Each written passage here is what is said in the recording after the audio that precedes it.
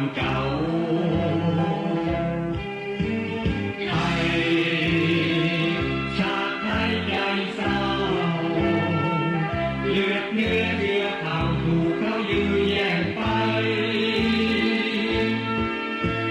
คอยใครเราเฝ้าคอ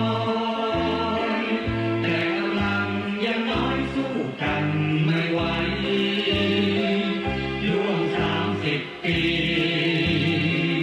ชาติของไทยก็มีสมรรถภาพและเข้มแข็งยิ่งใหญ่ทหารภาคบูรพายกพลโยธี